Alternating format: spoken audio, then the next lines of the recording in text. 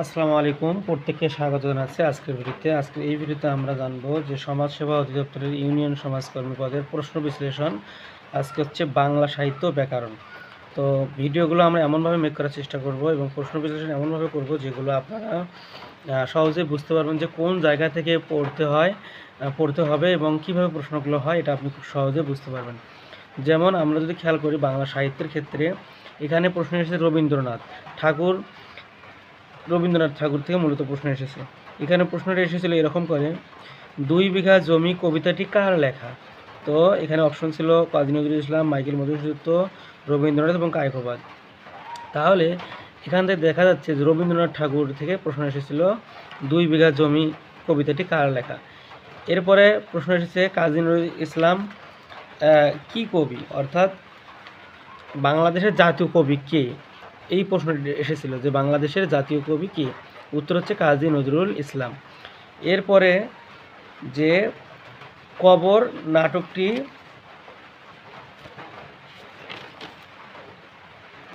এরপরে এসেছিল কবর কবিতাটি কে লিখেছেন?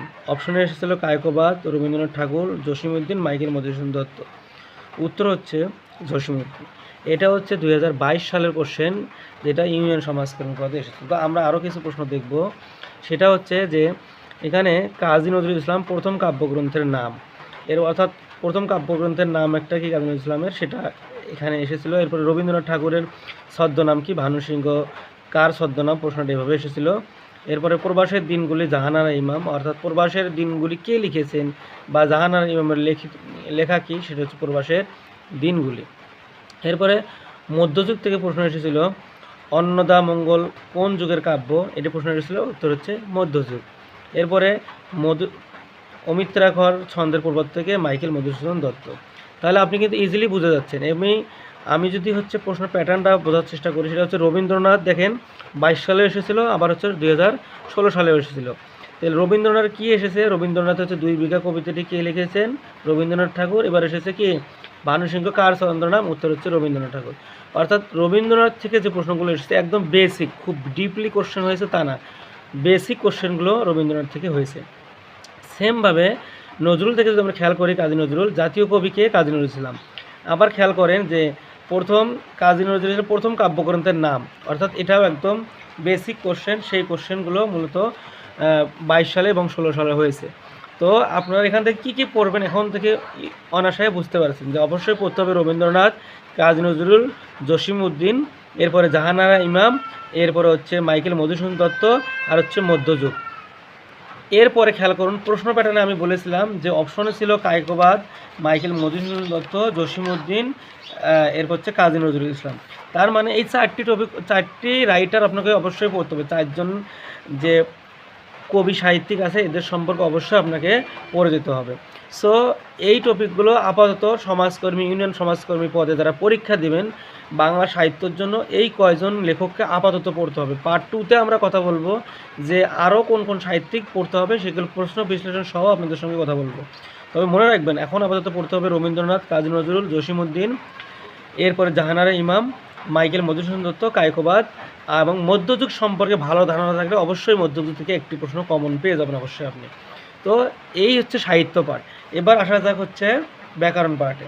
তো আমরা যদি ব্যাকরণ পাঠ খেয়াল করি, যে এই যে সমাস নির্ণয় করা প্রশ্ন এসেছিল, রূপক সমাস কোনটি? তো অর্থাৎ রূপক সমাস কোনটি? রূপক সমাস অর্থাৎ মনোরূপ মাঝি। এখানে আছে মনোরূপ মাঝি। এখন এই মনোরূপ মাঝি কোন সমাস? এটা হচ্ছে রূপক সমাস। এভাবে প্রশ্ন এসেছিল। অথবা এটা হচ্ছে 22 সালের প্রশ্ন, এই প্রশ্নটা হচ্ছে 2022 সালে। সেমভাবে এই প্রশ্নটি আবার এসেছে রূপক সমাসের উদাহরণ কোনটি? 2016 সালে এসেছিল। তার মানে এই যে সমাজসেবা অধিদপ্তরের যে ইউনিয়ন সমাজকর্মী পদের সবচেয়ে ভাইটাল যে কোশ্চেনটা এসেছিল সমাস থেকে, সেটা হচ্ছে রূপক সমাস, অর্থাৎ রূপক কর্মধারয় সমাস তাদের খুব পছন্দের একটা টপিক।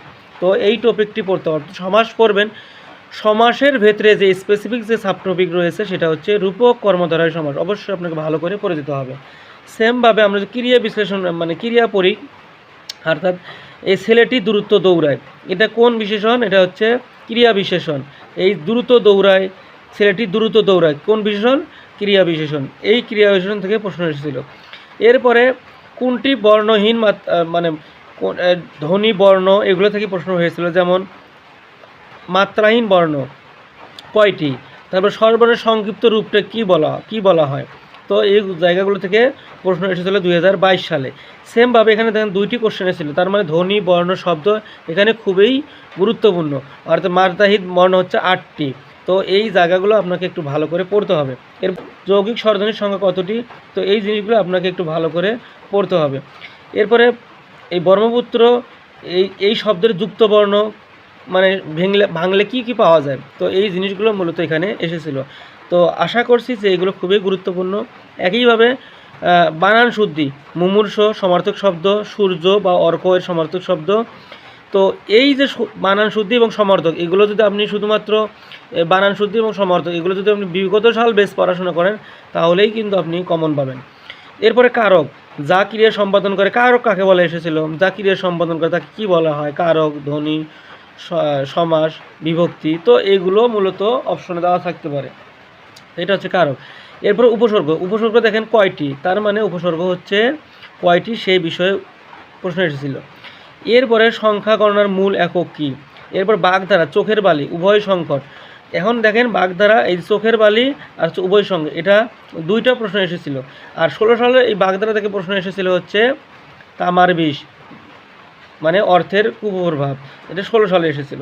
তার মানে দেখেন বাগধারা থেকে খুবই গুরুত্বপূর্ণ, প্রথম 2022 সালে এসেছিল 2টি প্রশ্ন এবং 16 সালে এসেছিল 1টি প্রশ্ন। তার মানে বাগধারা যদি আপনি বিগত সাল বেশ পড়াশোনা করেন এবং অবশ্যই আপনি কমন পাবেন।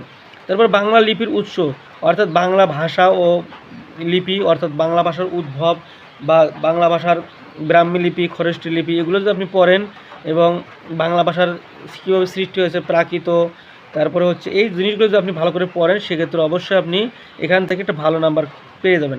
জ্যোতি চিহ্ন যদি আমি প্রশ্ন তাকাই, কতক্ষণ থামতে হয়, জ্যোতিষ মানে দাড়িতে কতক্ষণ থামতে হয়, এই প্রশ্ন এসেছিল। এরপরে জ্যোতি চিহ্ন যদি এটা, এই প্রশ্ন ছিল 22 সালের। এরপরে একটি অপূর্ণ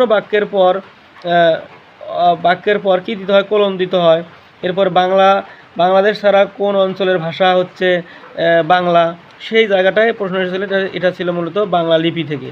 আর জ্যোতিচিহ্ন থেকে প্রশ্ন ছিল এখানে একটি এবং এখানে একটি, 2টি, তার মানে 22 সালে একটি এবং 16 সালে একটি।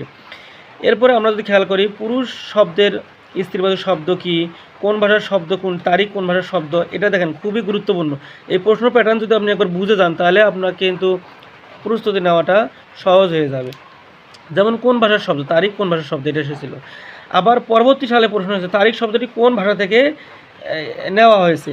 তো এরপরে এসেছিলো রিক্সা কোন ভাষার শব্দ, তার মানে এই তারিখ শব্দটা যেমন 16 সালে এসেছিল, আবার এই যে 22 সালেও এসেছিলো, এটা হচ্ছে 22 সাল, এটা হচ্ছে 16 সাল। তো দেখা যাচ্ছে যে আপনি যদি বিগত সালগুলো ভালো করে পড়েন, তাহলে আপনার যেমন করে আপনি বুঝে যাবেন কোন টপিক পড়তে হবে এবং পাশাপাশি বুঝে যাবেন যে কোন সাব টপিকটা বেশি ইম্পর্টেন্ট। এরপরে ক্রিয়ার কাল কত প্রকার, তো ক্রিয়ার কালও মূলত এখানে এসেছিল। এরপরে সন্ধি বিচ্ছেদ, রবীন্দ্র। এরপরে 2000, এটা হচ্ছে 22 সালে এসেছিল এবং 16 সালে এসেছিল উপরিউক্ত। তো এরপরে এসেছিল জর্দাবি, এই 2টি মূলত সন্ধি বিচ্ছেদ এখানে এসেছিল। তো সন্ধি বিচ্ছেদ এখানে খুবই গুরুত্বপূর্ণ। এরপরে বিশ্বজনের জন্য হিতকর এক কথায় প্রকাশ এসেছিল 16 সালে এবং প্রচলিত বিদেশি শব্দের ভাবানুবাদ বা পারিভাষিক শব্দও এসেছিল 16 সালে। সো আশা করছি এই টপিকগুলো আপনি যদি পড়েন, তাহলে আপনাকে কী পড়তে হবে, কী বাদ দিতে হবে খুব সহজেই বুঝে যাবেন। তাহলে আমাদের কী পড়তে হবে, সমাস, ধ্বনি বর্ণ শব্দ, ক্রিয়া, এরপরে হচ্ছে বানান শুদ্ধি, সমার্থক শব্দ, কারক, এরপরে হচ্ছে উপসর্গ, এরপরে আমাদের পড়তে বাগধারা, জ্যোতিচিহ্ন। পুরুষ খুব একটা গুরুত্বপূর্ণ না, কিন্তু আপনাকে বেসিক কিছু বিগত সাল প্রশ্ন সমাধান করে যেতে হবে, মাস্ট বি। এরপরে খুবই গুরুত্বপূর্ণ কোনটি কোন ভাষার শব্দ, তারিখ কোন ভাষার শব্দ, আনারস কোন ভাষার শব্দ, রিক্সা কোন ভাষার শব্দ। তো এটা পড়তে হবে। যেমন তারিখ এখানেও এসেছিলো, এখানেও এসেছে, তার মানে আপনি যদি কোনোভাবে একটা পড়েন, তাহলে একটা সাল পড়ে যান, সেক্ষেত্রে আপনার জন্য বিগত সালগুলো যদি পড়েন, তাহলে আপনি একটা সাল বা 2টা সাল যদি আপনি পড়েন, তাহলে বুঝে যাবেন যে কোন কোন জায়গা থেকে প্রশ্নগুলো হয়। সো এরপরে সন্ধি বিচ্ছেদ থেকে প্রশ্ন হয়েছিল, প্রতিবারে সন্ধি বিচ্ছেদ থেকে প্রশ্ন হয়, যেমন 22 সালেও হয়েছিল, আবার 16 সালেও হয়েছিল এবং 16 সালে 2টি সন্ধি বিচ্ছেদ এসেছিল। এরপরে এক কথায় প্রকাশ, তো অবশ্যই প্রশ্ন থাকবে তো এই টপিকগুলো আপনাদের পড়তে হবে। সো আজকের এই ভিডিওটি শুধুমাত্র বাংলা ব্যাকরণ এবং বাংলা সাহিত্যের জন্য, যেগুলো সমাজকর্মী পদের জন্য খুবই সহায়ক, এবং কী পড়তে হবে, কী বাদ দিতে হবে, এই জিনিসগুলো এখানে বলা আছে। তো আপাতত আপনারা এই টপিকগুলো পড়েন, এবং পার্ট 2-তে আমরা কথা বলবো বাংলা সাহিত্যের টোটাল একটা কমপ্লিট সাজেশন নিয়ে, যেই সাজেশন পড়লে আপনারা শতভাগ কমন পাবেন অথবা সর্বোচ্চ কমন পাবেন। শতভাগ চাকরি পরীক্ষায় তো কমন পাওয়া সম্ভব না, কিন্তু সর্বোচ্চ কমন পাবেন, যে সেই টপিকগুলো আমরা লিখে দেবো। সো এই টপিকগুলো আপনারা পড়তে থাকেন। পরবর্তী ভিডিও নিয়ে আমরা সামনে হাজির হব ইনশাল্লাহ। সে পর্যন্ত সকলে ভালো থাকবেন, সুস্থ থাকবেন, আর অবশ্যই ভিডিওটি আপনাদের বন্ধুদের মাঝে শেয়ার করে দেবেন। Thanks for watching.